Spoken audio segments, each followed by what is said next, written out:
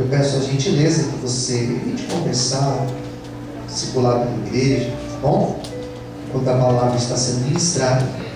Se você ainda está com o seu telefone ligado, coloque ele no modo silencioso, para que não atrapalhe a nossa reflexão de hoje. O texto que eu vou ler está em 1 Reis, capítulo de número 17. Primeiro livro dos Reis, capítulo 17. Faremos a leitura do versículo de número 1 até o versículo de número 7. Se você olhar para o lado e ver que a pessoa não trouxe Bíblia, o teu irmão do lado, ou a tua irmã, convide para ler com você. Fala, ó, vem aqui, leia comigo aqui a palavra do céu. Tá bom? 1 Reis, capítulo de número 17, a partir do versículo 1. Quem já encontrou, diga amém. Amém. Diz assim: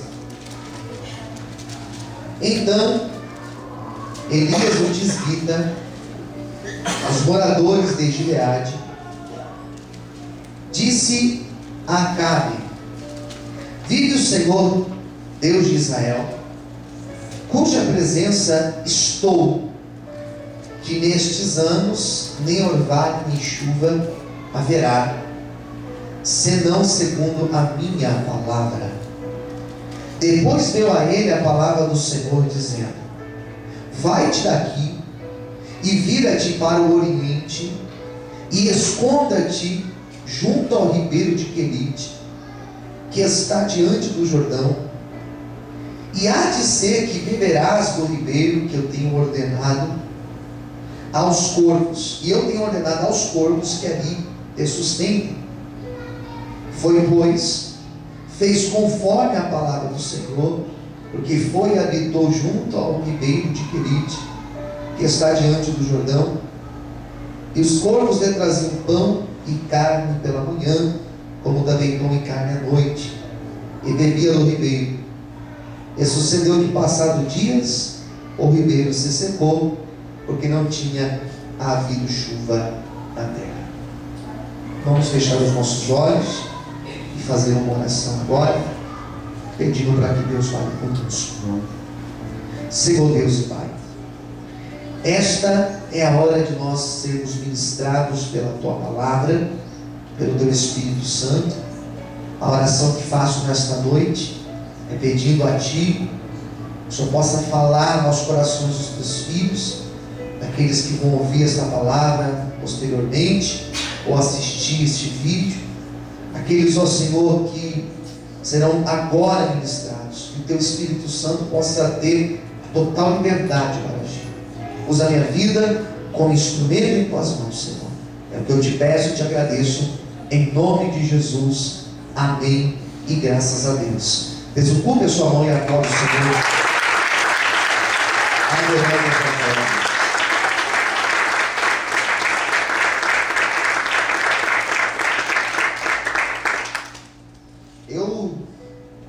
Eu não sei dizer quantas vezes eu já preguei essa palavra. Muitas vezes. E cada vez que eu leio esse texto, é muito interessante. Cada vez que eu leio, Deus ele ministra algo diferente do coração. Essa palavra, ela tem um personagem muito central. Ela tem um personagem que ele surge na Bíblia.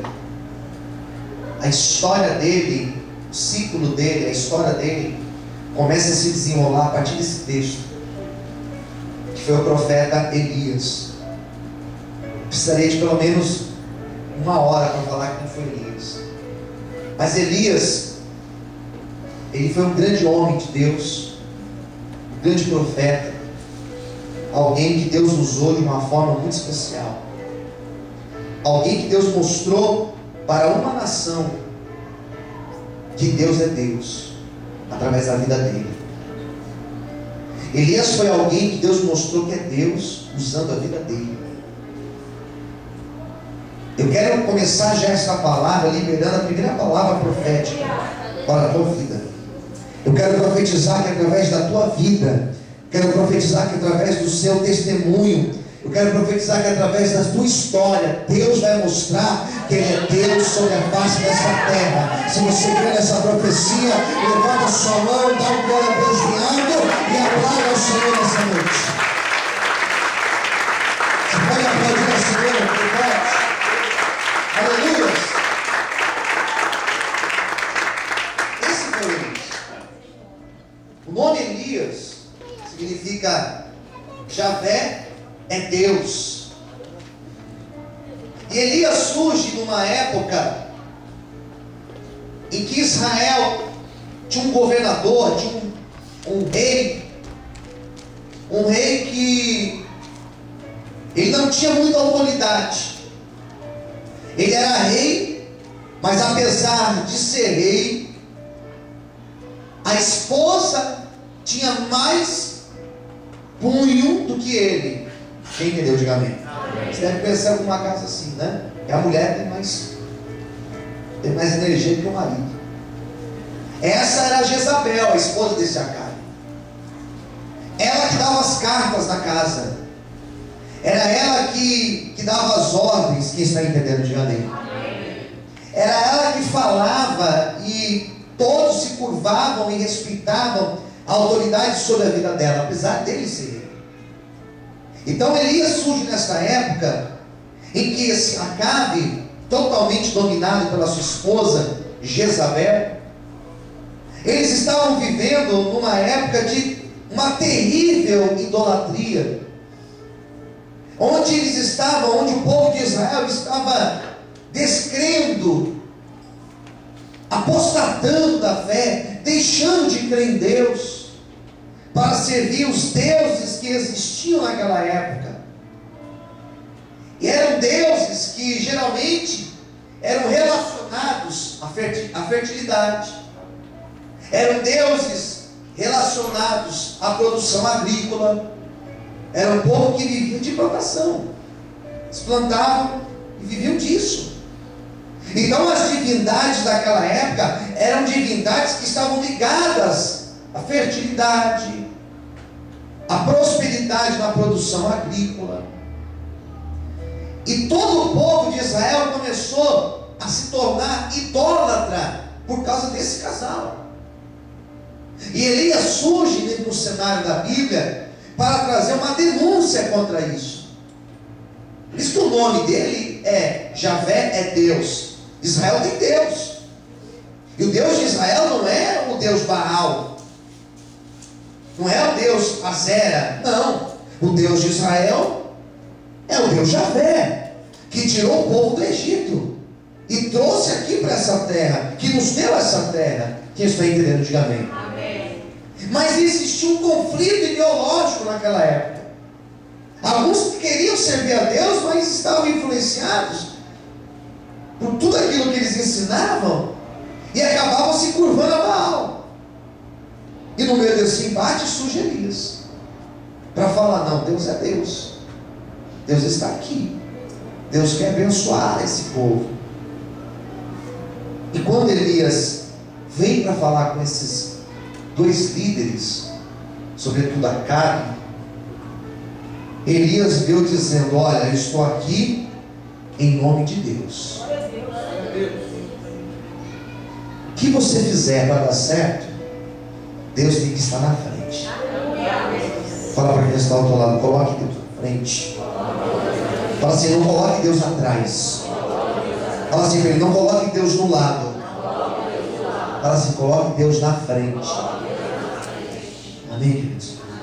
Então assim, eles falaram assim: não, Deus está comigo, e eu estou aqui justamente em nome de Deus. E Deus não vai abençoar, Deus não vai trazer fertilidade para a terra, Deus não vai abençoar as produções agrícolas, Deus não vai abençoar vocês, porque vocês, ao invés de buscarem a Deus, vocês estão buscando a Baal, a Azera e a outras divindades. Então Deus não vai mandar chuva, não vai ter chuva e nem orvalho. E uma terra que vive de plantação, sem chuva e sem orvalho, não produz nada. Quem entendeu, diga amém. Então não vai ter produção. Na cabeça deles, quem abençoava a terra não era Deus. Quem abençoava era Baal. Quem abençoava as produções era Baal. Então o que eles acharam? Ah, quer dizer que você está dizendo aí que Deus não vai mandar? Quem é Deus? Quem é Javé? Desde quando é Javé que abençoa a nossa terra? Quem abençoa a nossa terra é Baal. Quem abençoa esse negócio aqui é o nosso Baal, é a Zera. Não é esse tal Javé, esse teu Deus. Elias não discute, mas Elias libera uma palavra profética. Porque na palavra de um homem de Deus, de uma mulher de Deus, tem poder. Aquilo que você profetiza, acontece. Aquilo que você fala em nome de Deus, tome cuidado, porque é muito perigoso. Então Elias, ele se põe de pé e ele fala assim: então, já que é Baal que manda a chuva e não Deus que eu estou dizendo, o Javé, eu declaro que não vai ter chuva sobre essa terra, segundo a minha palavra. Quem entendeu, diga amém. Outra palavra profética Deus está nos dando nessa noite. Aquilo que você tem profetizado, levanta as suas duas mãos para o céu. Aquilo que você tem profetizado, sabe aquilo que você profetizou hoje, sabe aquilo que você tem declarado sobre a tua vida, vai acontecer, porque Deus está te dando autoridade nessa noite de profeta e de profetiza. E receba essa palavra, bate palma e adora o Senhor essa noite. Aleluia. Você pode aplaudir o Senhor? Você pode glorificar a Deus nessa noite? Aleluia! Quem entendeu, diga amém. Então cutuca o seu irmão e fala assim: ó, há poder nas tuas palavras. Amém? Não vai chover. Quanto tempo ficou sem chuva? 3 anos e 6 meses. Quem entendeu, diga amém. 3 anos e 6 meses que Deus fechou a torneira lá em cima, então não vai chover. Não vai chover. Já pensou se isso acontece na nossa cidade? Com a pouca chuva que teve aí nos últimos tempos, o caos que hoje nós estamos. Agora imagine 3 anos e 6 meses sem uma gota de chuva. Diga-se comigo: misericórdia. Misericórdia mesmo. Já pensou? Só que assim, Elias, ele não estava fora daquela realidade. Elias não estava fora do mundo, ele estava naquele mundo ali. Aquela era o lugar onde ele vivia, a terra dele. Quem entendeu, diga amém. Amém. E você há de convir comigo que se veio uma crise naquela terra de Elias, Elias também seria prejudicado. Ele também passaria pelas mesmas necessidades. Quem concorda comigo, diga amém? Porque ele estava ali dentro daquilo tudo. Se existe uma crise dentro da tua casa, você está na tua casa, você também é prejudicado. Sabe o que acontece? Deus fala com Elias. E preste atenção. Deus não somente fala, mas Deus dá uma estratégia para Elias. E Deus prepara um escape para Elias. Por quê, pastor? Porque no meio das grandes crises, Deus não desampara os seus escolhidos. Nós podemos estar numa época de crise, nós podemos estar passando por uma época de inflação, nós podemos estar numa época de grandes dificuldades, mas eu profetizo em nome de Jesus que sobre a tua vida não faltará o suprimento, não faltará o escape, não faltará a provisão de Deus. Só quem crê essa profecia, glorifique e exalte ao Senhor em nome de Jesus. Em todas as áreas da tua vida haverá provisão. Eu profetizo que em todas as áreas da tua vida haverá escape. Eu profetizo que em todas as áreas da tua vida haverá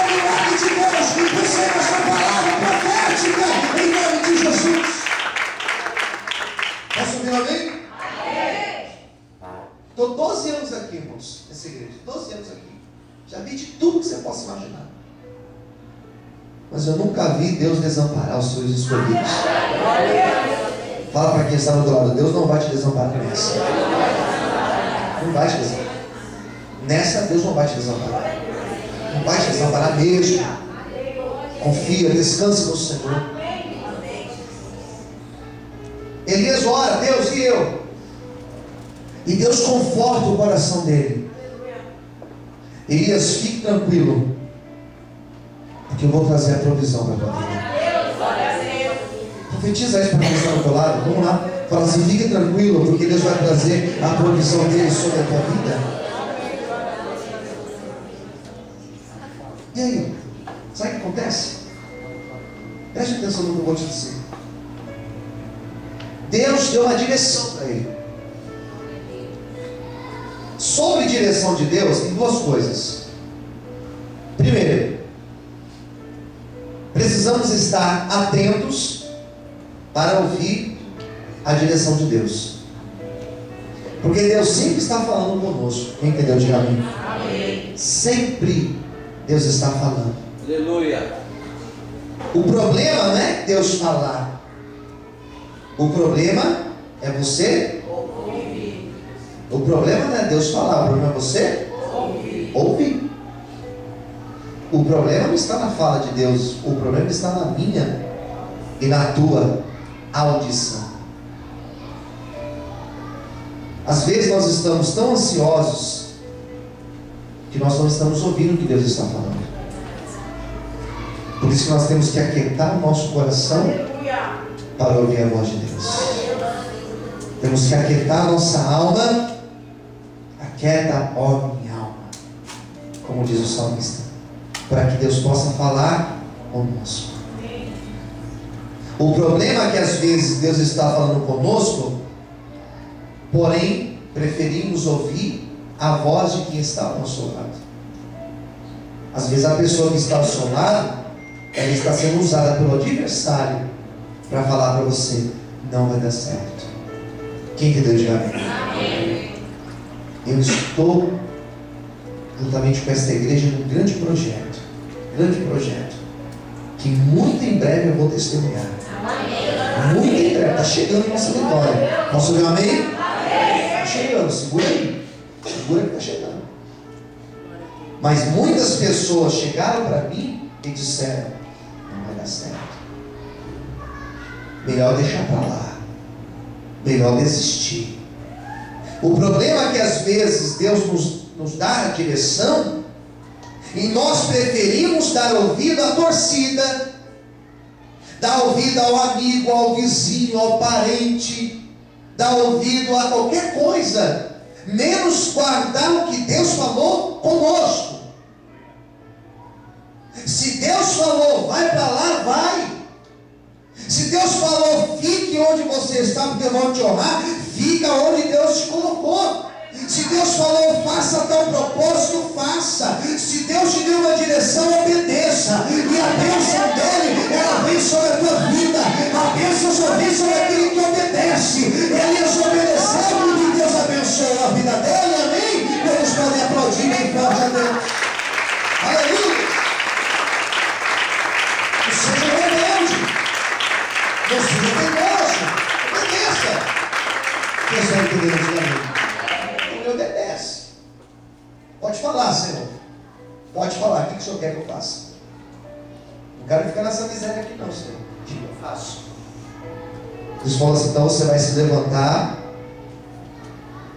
você vai sair daqui de onde você está, você vai lá para as bandas do Jordão, do Rio Jordão, e você vai se esconder em um lugar chamado Querite.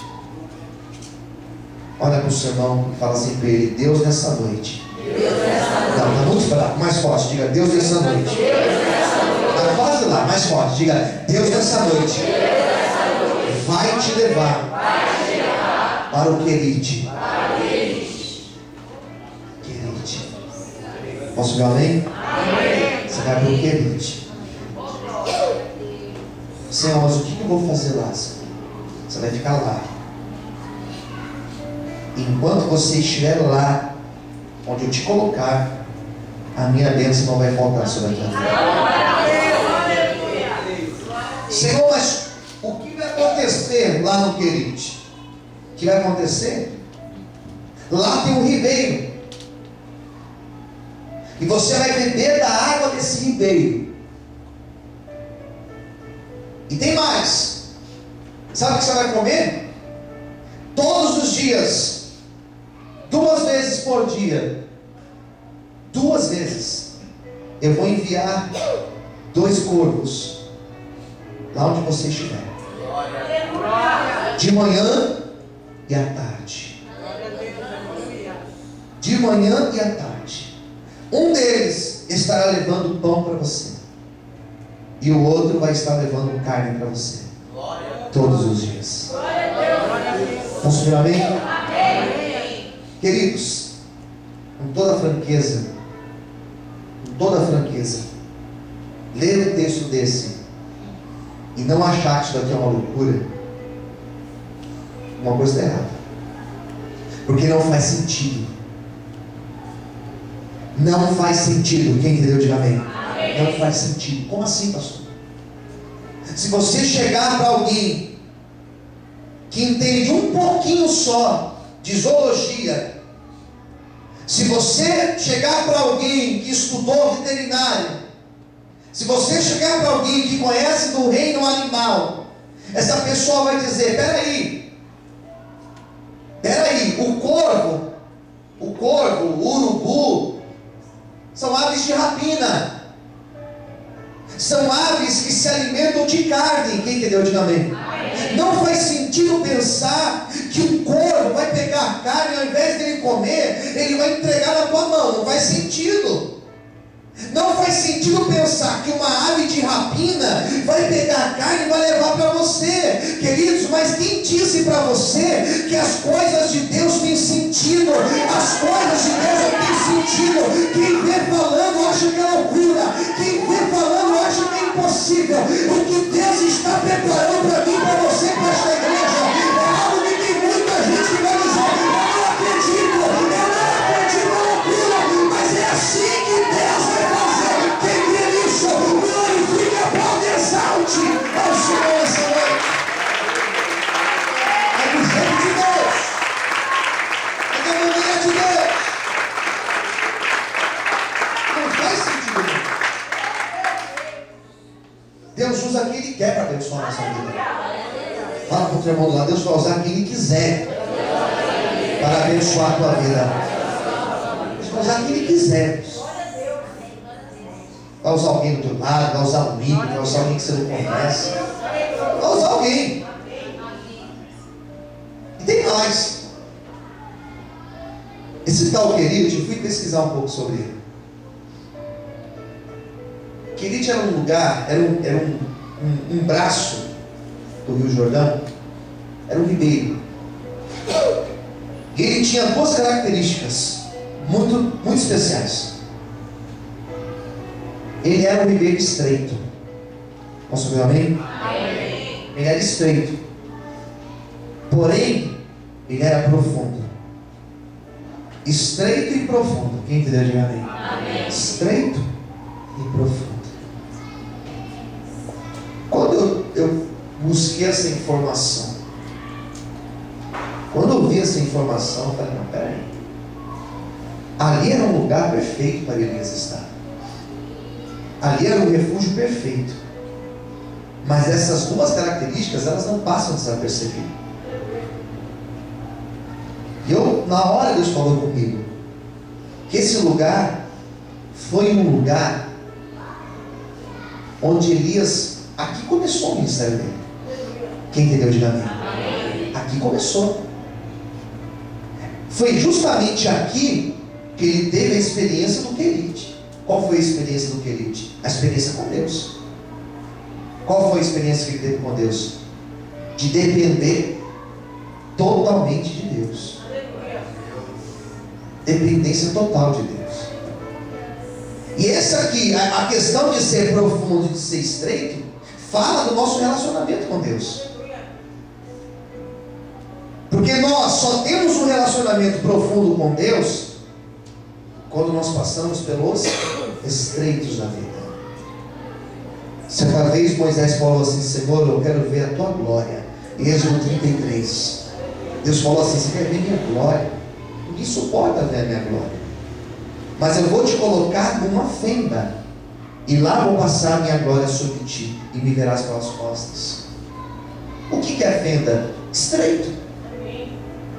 Um momento onde nós temos as maiores experiências com Deus são os estreitos da vida, são as desilusões da vida. Quem está entendendo, diga amém. São os momentos difíceis da vida, são os momentos de desemprego que nós ficamos sem saber como fazer, daí nós esperamos somente na provisão de Deus. São os momentos que as portas estão fechadas, são os momentos que nós ouvimos palavras negativas, são os momentos de dificuldade que nós buscamos mais a Deus e que nós aprendemos mais acerca de Deus. Quantos estreitos eu não passei nesses 12 anos e passo até hoje aqui nessa igreja? Quantas dificuldades, quantos estreitos, mas são justamente nesses estreitos que a minha relação com Deus, ela se torna mais profunda.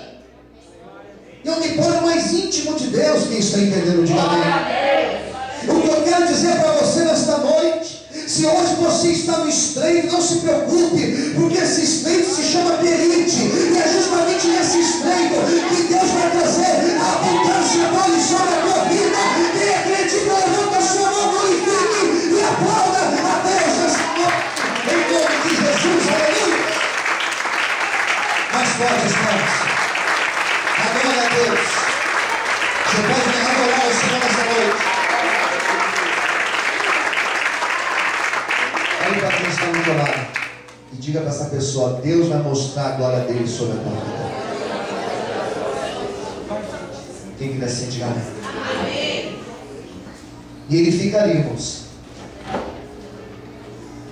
Ele ficaria quanto tempo, pastor? Ele ficaria o tempo necessário para viver experiências profundas com Deus. Amém? Amém? Amém? Você vai ficar no estreito o tempo que for necessário. Não o tempo que você determinou, mas é o tempo que Deus determinou. Mas fique tranquilo, porque Deus estará contigo. Merece um aplauso bem forte? Aleluia! Amém? Glória a Deus. Meu tempo já está acabando. Só mais um minuto. Mais 2 minutos. Quem me ouve mais 2 minutos, diga amém. Amém. Última coisa, e aqui eu encerro. Preste atenção. Versículo de número 7. Aqui nós vamos fechar. Pega a sua Bíblia. Esse versículo é extremamente importante. Olha o que diz aí. E sucedeu que passados dias, ele fica naquele querite, naquele estreito por alguns dias. Tem uma outra informação aqui. O ribeiro, que diz aí? Secou. Porque não tinha havido chuva na terra. Então quer dizer, olha só, olha para mim. Então quer dizer que Deus manda eu profetizar, que Deus me usa para profetizar. Não chove. Daí Deus, de uma forma milagrosa, Ele fala: vai para um lugar, e naquele lugar Ele traz a provisão diária para a minha vida. Ribeiro está lá, eu bebo do ribeiro, eu como a carne, como pão, todos os dias. Mas chega um certo dia que eu levanto pela manhã, e quando eu chego lá, não tem corvo mais. Olha que drama. Então quer dizer que chega um dia de manhã, eu acordo e não tem mais água.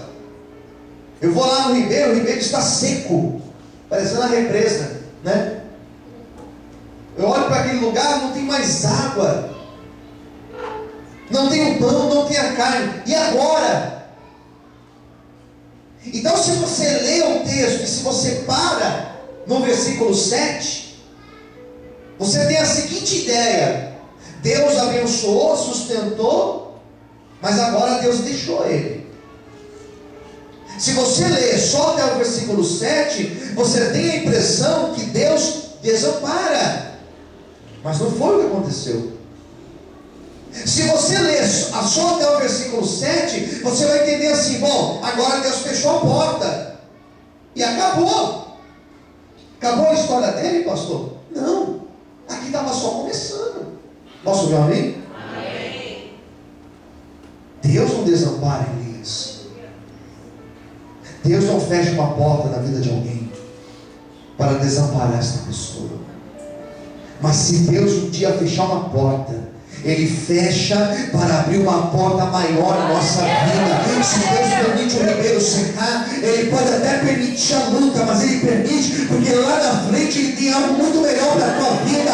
Por isso, se hoje você entrou aqui e você perdeu algo, foi roubado de você, ou algo foi tirado de você, ou algo deu errado para você, não se preocupe, porque tem uma porta maior sendo aberta sobre a tua vida. Quem recebe esta profecia, levanta a sua mão bem alta para o céu, começa a adorar a Deus, começa a exaltar o Senhor e recebe esta palavra em nome de Jesus.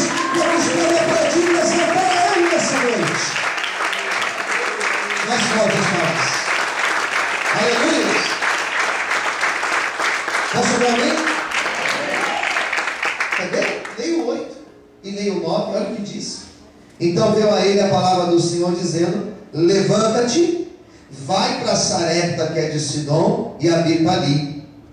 E eis que eu ali ordenei uma mulher viúva que diz aí? Que te sustente. Sabe o que Deus falou para ele? E aqui eu encerro, prometo. Sabe o que Deus falou para ele? Arrume as tuas malas. Por que nós devemos arrumar as nossas malas? Vamos fazer uma viagem? Você arruma as suas malas ou para fazer uma viagem, ou para mudar. Quem entendeu, diga amém. Amém. Você não entendeu a profundidade do texto. Sabe o que Deus estava falando para ele? Você vai sair daqui e você vai para um outro lugar. Chegou o tempo de mudança. Receba essa palavra. Chegou o tempo de mudança. Chegou o tempo de mudança lá na tua casa. Chegou o tempo de mudança na tua vida sentimental, diz o Senhor. Chegou um tempo de mudança na tua vida ministerial, na tua vida sentimental, na tua vida profissional. Chegou um tempo de mudança. Hoje você sai do estreito e vai para o novo de Deus. Se você recebe essa profecia, levanta as tuas mãos bem alta para o céu, aplaude e exalte o nome do Senhor. Que Deus te abençoe. E que esta palavra se cumpra sobre a tua vida. Vamos gerar.